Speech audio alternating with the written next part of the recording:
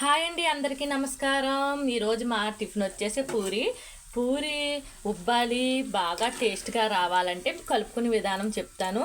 మనం తగినంత సాల్ట్, కొంచెం పెరుగు, తిని సోడా, 2 స్పూన్లు నూనె వేసుకుని బాగా మెత్తగా దూదుల్లా కలుపుకోవాలన్నమాట. గోరువెచ్చని నీళ్ళు వేసుకుని కలుపుకుంటే ఇంకా బాగుంటుంది.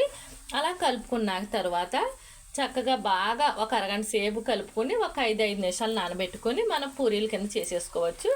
అలా చేసుకున్న తర్వాత ఇలా నూనెలో పొంగబెట్టేసుకుంటే పూరి అయితే చాలా బాగా వచ్చేస్తుంది. చూసారా, నాకైతే చాలా బాగా వచ్చింది. నూనె కూడా లాగలేదు చూడండి.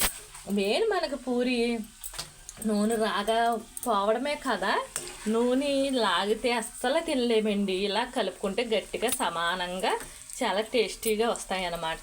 పూరీలు కూడా చూడండి, ఇవాళ పిల్లలకి సాటర్డే కదా, టిఫిన్ అయితే రోజు ఇడ్లీ పూరి అయితే ఏం తింటారు, ఇంకేంటి ఇడ్లీ పూరి లేకపోతే ఉప్మా చేసేస్తున్నాం. ఈరోజు అయితే స్పెషల్ మార్చి పూరి అయితే చేశాను. పూరి అయితే ఇంత బాగా వచ్చింది. మీరు కూడా ట్రై చేయండి. పెరుగు, తిని సోడా మట్టికి ముఖ్యంగా ఉండాలి. పూరీలు ఉప్పాలంటే పెరుగు, తిని సోడా అయితే మనకు భలేగా వచ్చేస్తాయి పూరీలు అనమాట.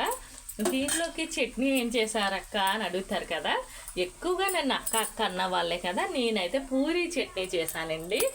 పూరీ చట్నీ సింపుల్గా చేస్తాను, ఏమీ కాదు. 4 ఉల్లిపాయలు ఉడకబెట్టేసి దాంట్లో ఒక బంగాళదుంప వేసాను. బంగాళదుంప వేసి బాగా ఉడికిపోయాక మనం బొంబాయి చట్నీకి ఎలా కలుపుకుంటామో అట్లాగే బొంబాయి చట్నీకి వాటర్లో శనగపిండి కలుపుకుంటాం కదండి, దాన్ని తగినంత ఉప్పు వేసేసి వాటర్లో కలుపుకొని కొంచెం పసుపు, ఏమి కాదు, ఉల్లిపాయలు, బంగాళదుంప, పసుపు, సాల్ట్, వాటర్, అంతే. చిన్న తాలింపు అయితే వేసుకోవాలి. పూరీ చట్నీకి పెద్ద తాలింపు అయితే వేసుకోక్కర్లేదు. చట్నీ మంచి రుచి వచ్చేసిందండి.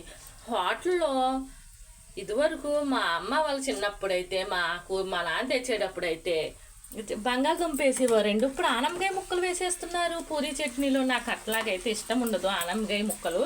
ఇలాగా బంగాళదుంప ముక్కలు అయితే కలిపి భలే తినేటప్పుడు కూడా చాలా బాగుంటుంది అనమాట. ఉల్లిపాయలతో చక్కగాని ఉల్లిపాయలు కూడా 4 ఉల్లిపాయలు అయితే ఉడకబెట్టానండి. ఉడకబెట్టి బంగాళదుంప కూడా ఉడకబెట్టుకుని చక్కగా ఉడికిపోయాక శనగపిండి కలుపుకోవాలన్నమాట. శనగపిండి కలుపుకుని కొంచెం సాల్ట్ వేసుకుని కొంచెం తాలింపు వేసేసుకుంటే అయిపోతుంది పూరి. మన ఇంట్లో ఇంత కమ్మగా తినేస్తే ఇంకా బయట టిఫిన్లు ఏం తింటామండి. మనం ఇలాగ అలవాటు చేసుకుంటే వంట బయట ఫుడ్ అస్సలు తినమన్నమాట. పిల్లలకు కూడా ఇంట్రెస్ట్ ఉంటుంది. ఇంత బాగా చేసుకుని పిల్లలకు పెట్టుకుంటే చాలా ఇష్టంగా కూడా తింటారు.